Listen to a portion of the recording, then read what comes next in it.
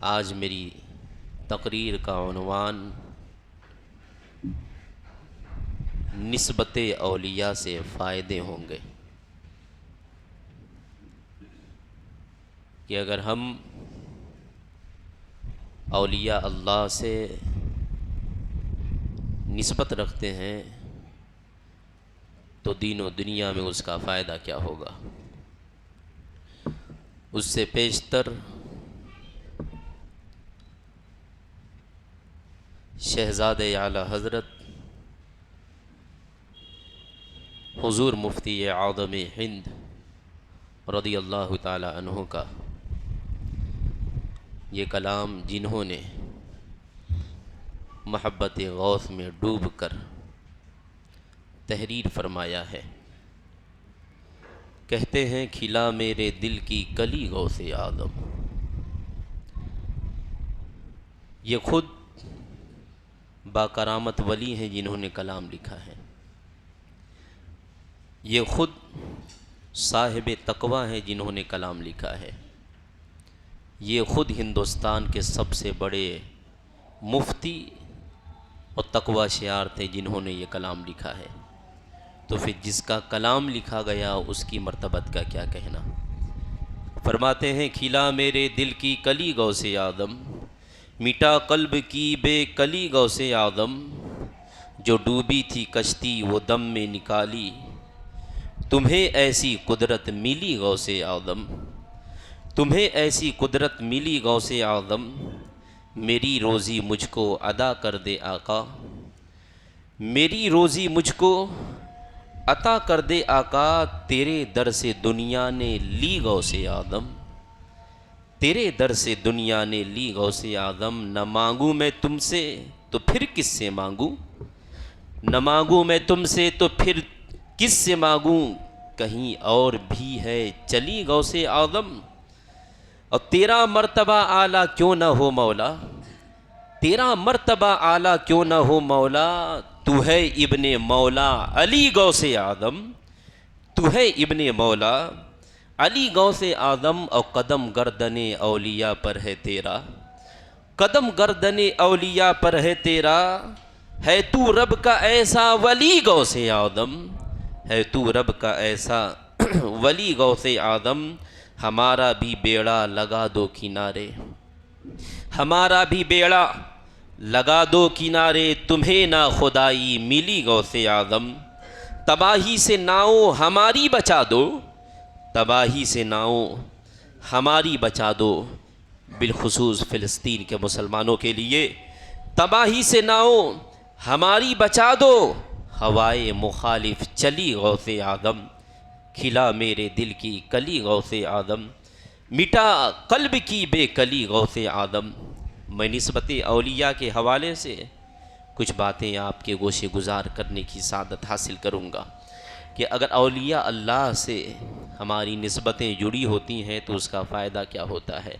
یہ نسبت بہت اہم چیز ہے، اسی نسبت کے حوالے سے ہمیں رزق دیا جاتا ہے، اسی نسبت کے تسلسل کے بنا پر ہمیں زندگی کے لمحات میسر ہوتے ہیں، اولیاء کرام ہی کے توسل سے ہمیں بارش وغیرہ نصیب ہوا کرتا ہے۔ عزیزان گرامی وقار، تو اولیاء کرام سے ہمیں عقیدت اور محبت رکھنی چاہیے۔ اس نسبت اور عقیدت کے حوالے جات قرآن عظیم کے کئی آیات مبارکہ میں موجود ہیں کہ اولیاء کرام سے نسبت کس طرح رکھنی چاہیے۔ ساتھ ہی نسبت اولیاء کی بنیاد پر اگر کوئی جانور بھی ان ولیوں سے نسبت رکھتا ہے تو اس کا بھی مقام و مرتبہ بڑھ جاتا ہے، جیسے اصحاب کہف کا کتا اولیاء کرام کی نسبت میں رہا ایک بے مثال کتا مانا جاتا ہے، ویسے ہی وہ جانور جن کی نسبت انبیاء علیہم السلام سے ہو گئی، اللہ رب العزت نے ان جانوروں کو جنتی قرار دے دیا۔ حضرت عزیر علیہ السلام کا گدھا، نبی پاک صلی اللہ علیہ وسلم کی اونٹنی اور آقا علیہ السلام کا گھوڑا، ان کی نسبت ولیوں سے ہیں، نیک بندوں سے ہیں، صالحین سے ہیں، تو ان کا مرتبہ بڑھا۔ تو جب انسانوں کی نسبت اگر ان اولیاء اللہ سے ہو جائے تو پھر کس طریقے سے ان کا مقام بڑھ جائے گا۔ عزیزان گرامی وقار، اور ہمیں فائدہ کیا حاصل ہوتا ہے اولیاء کرام کی نسبت سے، ان کی برکت سے، ان کی عقیدت سے اور ان سے تعلق جوڑنے سے ہمارا فائدہ کس طریقے کا ہوتا ہے۔ آئیے ایک حکایت کا سہارا لیتے ہیں۔ حضرت رابعہ بصریہ بہت بڑی ولیہ تھیں، متقیہ اور پرہیزگار عالمہ فاضلہ تھیں۔ اپنے دور کی بہت ہی صوفیہ خاتون کا نام حضرت رابعہ بصریہ ہے، جن کی زیارت کے لیے خانہ کعبہ ان کے یہاں حاضر ہو جایا کرتا تھا۔ وہ رابعہ بصریہ ہے کہ جو دعائیں اپنی عبادتوں کے بعد رب کی بارگاہ میں فریاد کرتی تو اللہ ان کی دعائیں قبول فرما لیا کرتا تھا۔ لوگ ان کے پاس دعائیں کرانے کے لیے آیا کرتے تھے۔ یہ رابعہ بصریہ ہیں۔ یہ کہتی ہیں کہ ایک مرتبہ ایک چور میرے گھر میں گھس آیا۔ جب وہ چور میرے گھر کے اندر آیا اور گھر کے اندر ہر چیز ہر طرف تلاش کرنا شروع کر دیا تو اسے میرے گھر میں کچھ بھی نہیں ملا سوائے ایک لوٹا پانی کے۔ صرف ایک لوٹا تھا جس کے اندر پانی موجود تھا اور کچھ اسے میسر نہیں ہوا۔ حضرت رابعہ بصریہ کہتی ہیں کہ میں نے اس چور سے کہا ہے کہ تو میرے گھر میں آیا ہے اور خالی ہاتھ چلا جائے، ایسا نہیں ہو سکتا ہے۔ ایسا کر، اگر تو عقل مند چور ہے، اگر تو ہوشیار چور ہے، اگر تو ناداں اور بے وقوف نہیں ہے تو اس لوٹے کے پانی سے وضو کر کر کمرے میں جا کے 2 رکعت نماز ادا کر لے۔ وہ چور کہتا ہے کہ ٹھیک ہے، وہ نماز ادا کرنے کے لیے وضو کرتا ہے۔ رابعہ بصریہ کہتی ہیں تو نماز پڑھ لے، میری بارگاہ میں آیا ہے، تو یہاں آیا ہے، ضرور کچھ نہ کچھ یہاں سے لے کے جائے گا۔ وہ شخص وضو کرتا ہے، چور وضو کرنے کے بعد کمرے میں نماز پڑھنا شروع کر دیتا ہے۔ وہ نماز میں لگتا ہے اور ادھر رابعہ بصریہ رب کی بارگاہ میں ہاتھ اٹھا کے دعائیں مانگنا شروع کر دیتی ہیں اور کہتی پروردگار عالم، یہ چور میرے پاس چوری کرنے کے لیے آیا ہے، ہمارے پاس کوئی سامان موجود نہیں ہے، یا اللہ اس کو میں نے تیری بارگاہ میں کھڑا کر دیا ہے، اس کے دل کی جو کچاوٹیں اور کثافتیں ہیں تو اسے دور کر دے، اسے عبادت کی لذت عطا فرما دے۔ 2 رکعت نماز پڑھنے کے لیے وہ چور نے نیت باندھ لیا تھا۔ 2 رکعت جیسے ہی پوری کرتا ہے، عبادت میں وہ لذت ملتی ہے، عبادت میں وہ مٹھاس ملتی ہے، عبادت میں وہ چاشنی ملتی ہے کہ اب اس نے دوسری نیت باندھ لی، تیسری نیت باندھ لی، چوتھی نیت باندھ لی۔ ابتدائی حصے میں، رات کے ابتدائی حصے میں چور آیا تھا، آخر حصے تک وہ اللہ کی بارگاہ میں سجدہ ریز ہوتا ہے۔ وقت سحری آتا ہے۔ رابعہ بصریہ کہتی ہیں کہ میں نے جب اس کے کمرے کے قریب جا کر جھانکا تو دیکھا کہ ابھی بھی وہ سجدے کی حالت میں اپنے سر کو زمین پر رکھا ہوا ہے۔ یہ اللہ والوں کی نسبت ہے کہ چور بھی ان کی بارگاہ میں آتا ہے تو عبادت کی چاشنی لے کے جاتا ہے، عبادت کی لذتیں لے کے جاتا ہے۔ یہ رابعہ بصریہ ہے۔ آئیے اس حوالے سے ایک اور حکایت نقل فرمائے۔ اس لیے اگر آپ عبادت سے دور ہو رہے ہیں، اگر آپ نیکیوں سے دور ہو رہے ہیں تو اللہ والوں کی صحبتیں اختیار کریں، دل کی کجاوٹیں دور ہو جائیں گی، دل کی کثافتیں دور ہو جائیں گی، دل کی گندگیاں دور ہو جائیں گی، دل کی ناپاکیاں دور ہو جائیں گی۔ اولیاء اللہ سے سچی محبت اور ان سے تعلق جوڑنے سے دلی فائدہ ہوتا ہے، جسمانی فائدہ ہوتا ہے، مالی بھی فائدہ ہوتا ہے زندگی میں، اور اس کے مرحلات کا فائدہ ہوتا ہے۔ آئیے اس حوالے سے ایک اور حکایت آپ کے گوشے گزار کر کر سرکار بڑے پیر کی شان کو آپ کے سماعت تک پہنچانے کی کوشش کروں گا۔ حضرت امام مالک جو ائمہ اربعہ میں سے ہیں، امام اعظم، امام شافعی، امام مالک، امام احمد بن حنبل، یہ 4 امام ائمہ اربعہ کہے جاتے ہیں۔ ان کی تقلید کیا کرتے ہیں لوگ، اور انہی 4 میں سے جو تقلید نہ کرے کوئی کسی کی تو وہ غیر مقلد ہوا کرتا ہے۔ ہم جس امام کی تقلید کرتے ہیں اسے امام اعظم کہا جاتا ہے۔ حضرت امام مالک بھی ائمہ اربعہ میں سے ہیں، بہت بڑے امام تھے، بہت بڑے عالم، بہت بڑے محدث تھے۔ امام مالک کے پاس ایک شخص آتا ہے اور آنے کے بعد ان سے سوال کرتا ہے کہ میرا سوال یہ ہے کہ میں سیب کا کام کرتا ہوں، یعنی کہ میں منڈی سے سیب کی ٹوکری کے خریدتا ہوں، پھر آ کر کے بازار میں اسے فروخت کرتا ہوں۔ عزیزان گرامی وقار، اس وقت ٹوکریاں چلتی تھی، ڈلیے چلتے تھے، لیکن آج کے دور میں پیٹیاں چلتی ہیں، لوگ پیٹی خرید کے لاتے ہیں، تو اس دور میں ٹوکری چلتی ہے۔ تو وہ شخص کہتا ہے اے امام، میں نے ایک ٹوکری سیب کی خرید کر لائی ہے۔ جب میں نے ٹوکری کو کھولا تو میں نے اس میں دیکھا کہ کچھ سیب اچھے ہیں اور کچھ سیب خراب ہیں۔ کیا شریعت اس بات کی اجازت دیتی ہے کہ میں سیب جو اچھا ہے اسے رکھ لوں اور خراب سیب کو واپس کر دوں؟ کیونکہ یہ پیکٹ شدہ ہے، کیونکہ یہ ٹوکری شدہ ہے، کیونکہ وہ بند تھا، ظاہر نہیں تھا، اس میں پیک کیا گیا تھا۔ تو امام مالک نے کہا کہ سنو، شریعت کا فتویٰ تو یہ ہے کہ تم نے پیٹی چھو کے خریدی ہے، ٹوکری چھو کے خریدی ہے، اس لیے یا تو پورا سیب اپنے پاس رکھ، اور اگر واپس کرنا ہے تو پورا سیب واپس کر، اچھا بھی واپس کر، برا بھی واپس کر، اچھا رکھ کر کے خراب واپس نہیں کر سکتا ہے۔ یہ سوال کا جواب دیتے ہیں اور دینے کے بعد رونا شروع کر دیتے ہیں۔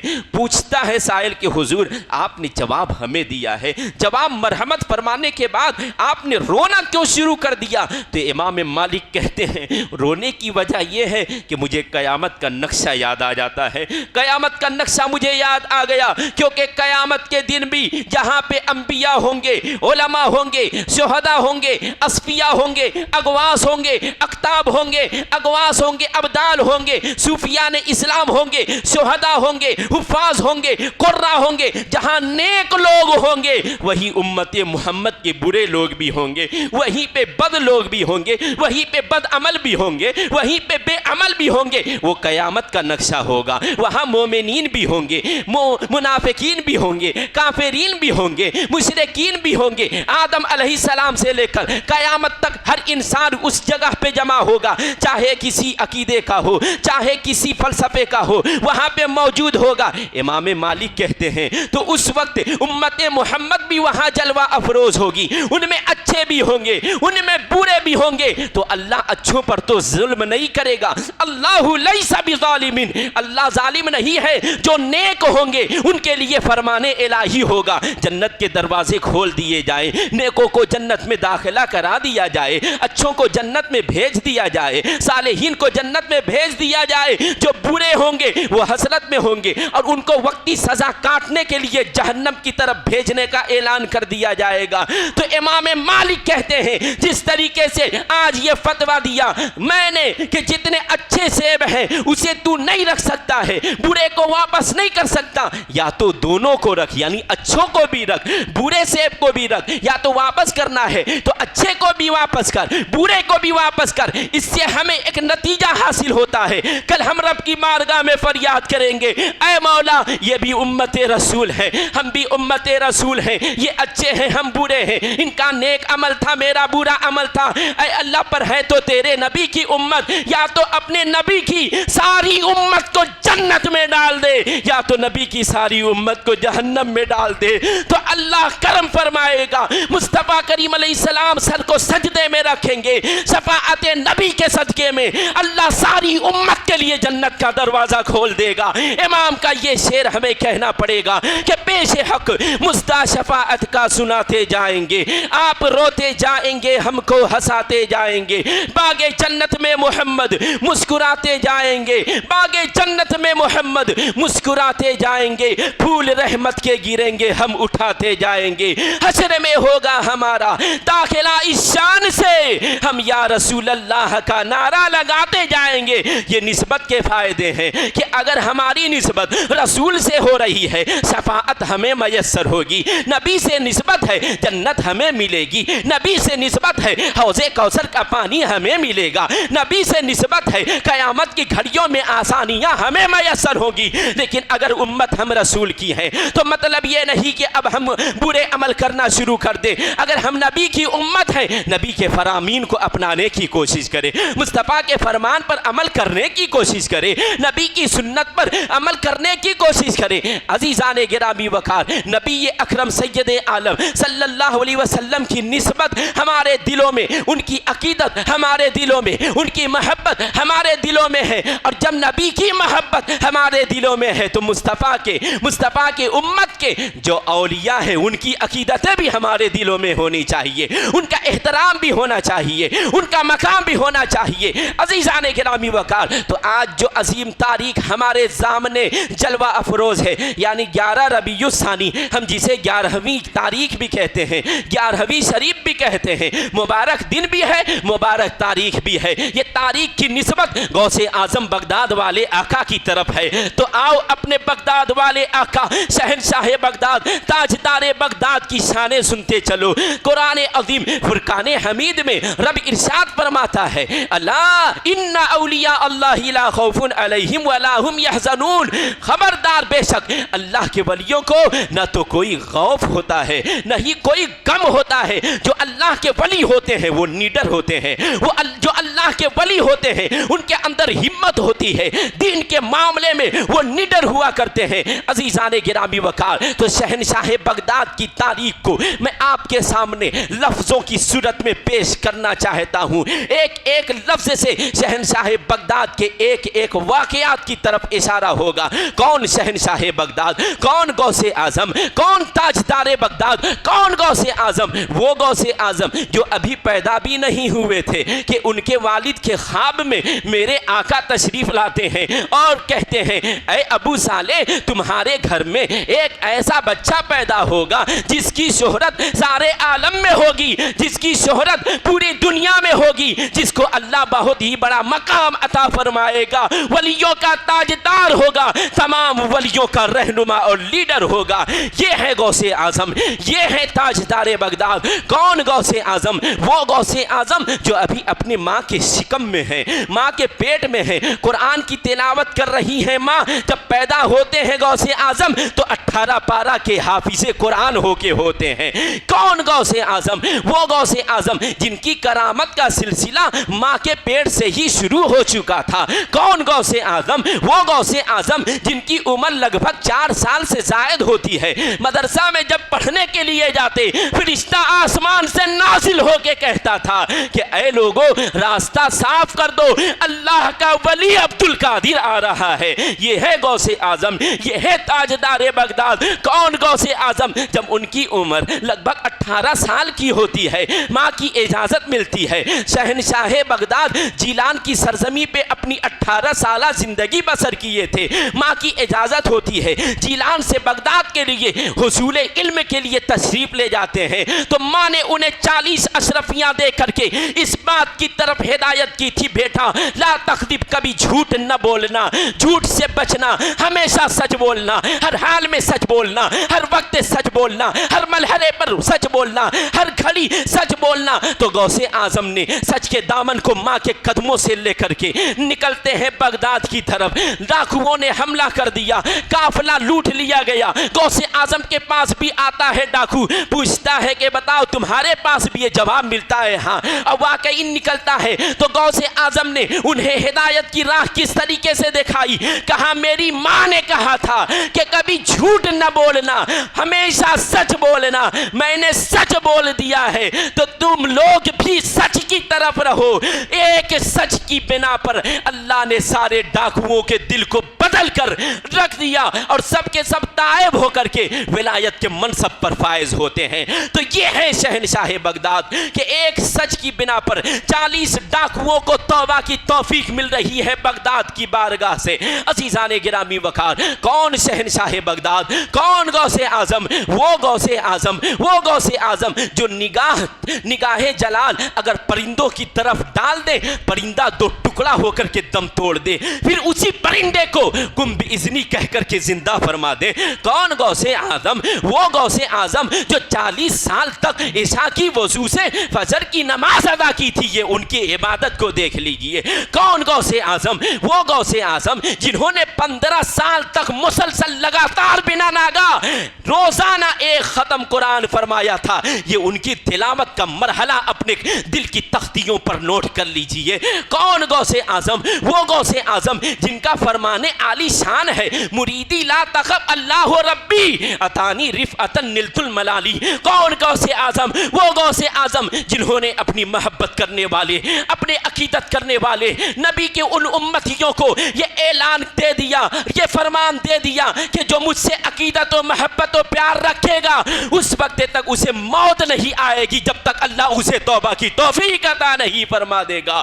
کون غوث اعظم؟ وہ غوث اعظم جو شہنشاہ بغداد بغداد ہیں۔ کون غوث اعظم؟ وہ غوث اعظم جو ایک بہت بڑے عالم بھی تھے، ایک بہت بڑے صوفی بھی تھے، جنہوں نے بہت بڑا مدرسہ قائم کیا تھا۔ کون غوث اعظم؟ وہ غوث اعظم جو جب خطاب کرتے تھے مجمع میں تو 70 ہزار کا مجمع ہوا کرتا تھا۔ 400 علماء کرام کاپی کو لے کر کے، دوات کو لے کر کے غوث اعظم کی باتوں کو لکھا کرتے تھے۔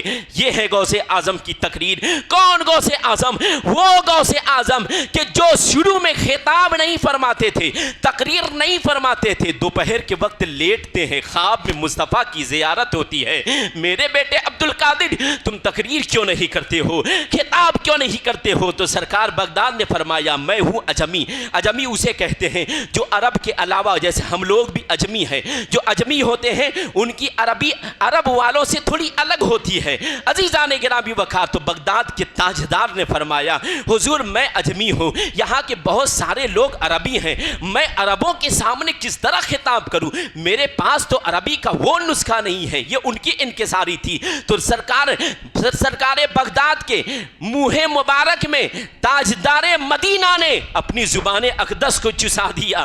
نیند سے جب بیدار ہوتے ہیں، عصر کی نماز کے بعد کھڑے ہو کر کے مختصر خطاب فرماتے ہیں۔ خطاب میں اتنی تاثیر تھی، اتنا اثر تھا، اتنا اثر و رسوخ تھا کہ سارے کی آنکھیں نم ہو جاتی ہیں، آنسوؤں کی برسات ہو جاتی ہے۔ جو گنہگار تھے اپنے گناہوں سے توبہ کر لیتے ہیں۔ یہ ہے شہنشاہ بغداد کا خطاب، یہ ہے ان کی تقریر کا عالم۔ کون شہنشاہ بغداد؟ وہ بغداد کے شہنشاہ جب تقریر کرتے تھے، جب خطاب کرتے تھے، جب واعظ و نصیحت کرتے تھے، مجمع کے چاروں طرف سے انسان کھڑا ہوتا تھا اور اپنے گناہوں کا اعتراف کرتے ہوئے کہتا تھا اے عبدالقادر جیلانی میں زنا کیا کرتا تھا، آپ کے خطاب کی وجہ سے میں اپنے گناہوں سے توبہ کرتا ہوں۔ کوئی کھڑا ہوتا کہتا میں جوا بازی میں ملوث تھا، لیکن آپ کی باتیں سن کر کے میرا دل بدل گیا ہے۔ کوئی کھڑا ہوتا اور کہتا میں شراب پیتا تھا، اس سے توبہ کرتا تھا۔ کوئی کہتا میں تجارت میں گھپلا کیا کرتا تھا، وہ کہتا میں اس سے بھی توبہ کرتا ہوں۔ کوئی اٹھتا اور کہتا میں جھوٹ بیانی کیا کرتا تھا، وہ اس سے توبہ کرتا۔ کوئی اٹھتا اور یہ کہتا میں چوری کیا کرتا تھا، اس سے توبہ کرتا۔ الغرض مجمع میں جس طریقے کے، جس لیبل کے، جس کنڈیشن کے، جس طریقے کے گنہگار اور مجرم ہوا کرتے تھے، ہر مجرم غوث اعظم کی باتوں کو سن کر کے توبہ کیا کرتا تھا۔ صرف 500 سے زائد غیر مسلم یعنی یہودی اور عیسائی غوث اعظم کی بارگاہ میں آ کر کے اپنے مذہب سے توبہ کر کے دین اسلام میں داخل ہوتے ہیں، اور نہ جانے کتنے ہزار لوگ اپنے گناہوں کے، اپنے بدعملی سے، اپنے بد کرداری سے، اپنے جرم سے توبہ کر کے اسلام کے دامن کو مضبوطی سے تھام کر قوانین اسلام پر عمل پیرا ہوتے ہیں۔ یہ شہنشاہ بغداد ہے۔ کون شہنشاہ بغداد؟ وہ شہنشاہ بغداد جن کی حکومت آسمان پر بھی تھی، جن کی حکومت زمین پر بھی تھی، جن کی حکومت چرند و پرند پر بھی تھی۔ کون غوث اعظم؟ وہ غوث اعظم جن کا تقوی بے مثال، جن کا فتویٰ بے مثال، جن کی سیرت بے مثال، جن کی صورت بے مثال، جن کا اخلاق بے مثال، جن کا کردار بے مثال، جن کا گفتار بے مثال، جن کا اختیار بے مثال، جن کی حمایت بے مثال، جن کی ہمت بے مثال، جن کی طاقت بے مثال، جن کی قوت بے مثال۔ کون غوث اعظم؟ وہ غوث اعظم جن کا کردار عالی شان، جن کا گفتار عالی شان، جن کا اختیار عالی شان۔ کون غوث اعظم؟ وہ غوث اعظم جن کا حسن و جمال لاجواب، جن کا فضل و کمال لاجواب، جن کا مال و منال لاجواب، جن کا جود و نوال لاجواب۔ کون غوث اعظم؟ وہ غوث اعظم جن کے در کا کتا شیروں کو پچھاڑ دیا کرتا تھا۔ پھر میرے امام کا یہ شعر یاد آتا ہے، کیا دبے جس پہ حمایت کا ہو پنجہ تیرا، کیا دبے جس پہ حمایت کا ہو پنجہ تیرا، شیر کو خطرے میں لاتا نہیں کتا تیرا۔ کون غوث اعظم جو جنگل کی سرزمین پہ جاتے ہیں اور وہاں جا کے اللہ کی عبادت میں جب محو ہو جاتے ہیں، کئی دن گزر جاتے ہیں بھوک اور پیاس کی عالم میں، تو رب انہیں قسمیں دے کر کے کھانا کھلاتا تھا۔ میرے امام کہتے ہیں قسمیں دے دے کے کھلاتا ہے پلاتا ہے تجھے، پیارا اللہ تیرا، چاہنے والا تیرا۔ کون غوث اعظم؟ وہ غوث اعظم جن کی بارگاہ میں ایک چور چوری کرنے آیا تو وقت کا قطب بن کے جاتا ہے۔ کون غوث اعظم جن کے نام میں مصیبتوں کی شفا ہے، بلاؤں کی شفا ہے، وباؤں کی شفا ہے، جادوؤں کی شفا ہے۔ کون غوث اعظم جن کا نام لے لو تو جنات بھاگ جائیں، شیطان بھاگ جائے۔ جو کون غوث اعظم؟ وہ غوث اعظم جن کے نام میں اللہ نے برکتیں رکھی ہیں، جن کے نام میں اللہ نے رحمتیں رکھی ہیں، جن کے نام میں اللہ نے کشادگی رکھی ہے، جن کے نام میں اللہ نے فراخی رکھی ہے۔ کون غوث اعظم؟ وہ غوث اعظم کہ ان کا نام لے لو تو مصیبت ٹل جائے، ان کا نام لے لو تو بلائیں ٹل جائے، ان کا نام لے لو تو وبائیں ٹل جائے۔ کون غوث اعظم؟ وہ غوث اعظم کہ جب شہنشاہ بغداد کے مبارک شہر یعنی شہر بغداد میں ایک بیماری پھیل جاتی ہے، جس بیماری کو طاعون کی بیماری کہتے ہیں، جس کو وہ بیماری لگ جاتی یا تو ایک دم نحیف اور ناتواں ہو جاتا یا تو اس دنیا سے وہ چل بستا تھا، یعنی موت کے گھاٹ اٹھ جاتا تھا۔ اس بیماری نے اتنی زور پکڑ لی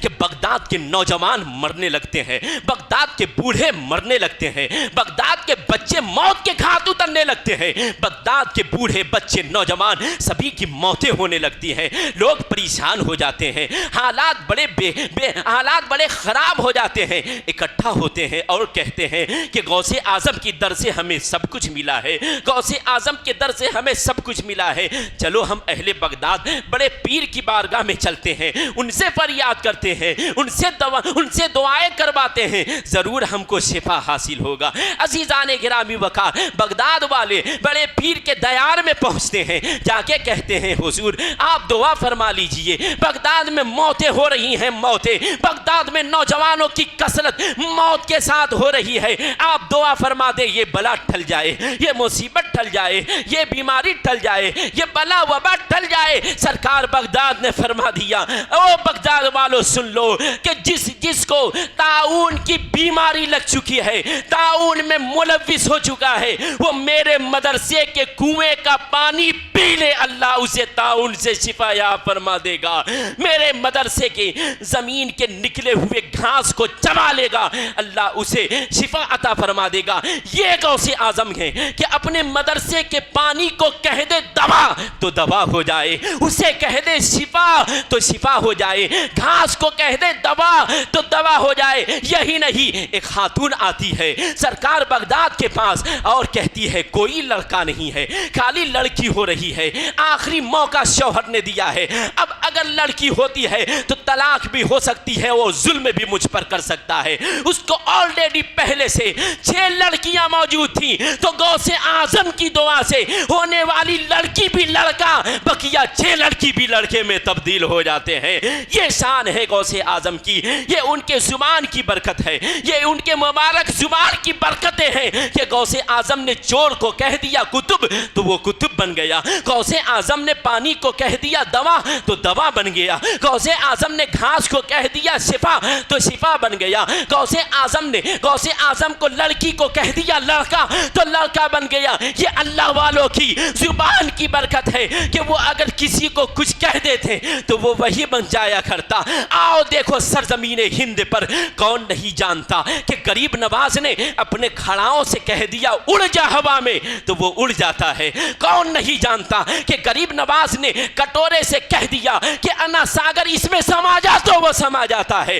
کون نہیں جانتا کہ غریب نواز نے بیٹھی ہوئی اٹھنی سے کہہ دیا بیٹھی رہ تو وہ بیٹھی رہ جاتی ہے۔ یہ زبان میں طاقت کس کی ہے؟ ولیوں کی ہے۔ یہ زبان پہ ہمت کس کی ہے؟ ولیوں کی ہے۔ یہ زبانوں پر، الفاظوں پر، لفظوں پر، جملوں پر حکومت کس کی ہے؟ اللہ کے ولیوں کی ہے۔ تو جن کی حکومت پانی پر ہو، جن کی حکومت زمین پر ہو، جن کی حکومت آسمان پر ہو، جن کی حکومت انسانوں پر ہو، جن کی حکومت جناتوں پر ہو، جن کی حکومت اچھوں پر ہو، جن کی نظر کا عالم یہ ہو کہ دل دیکھ کر بتا دے کہ اس کا دل کیسا ہے، تو اس حکومت والے غوث اعظم کے نقش قدم پہ چلنے کی کوشش کرو، کیونکہ یہ وہی غوث اعظم ہیں جنہوں نے بغداد کے جامع مسجد کے منبر پر کھڑے ہو کر کے یہ اعلان کیا تھا کہ قدمی ہادہی علی کل رکبت ولی اللہ۔ غوث اعظم نے فرما دیا کہ میرا میرا یہ قدم تمام اولیاء اللہ کی گردنوں پر ہے۔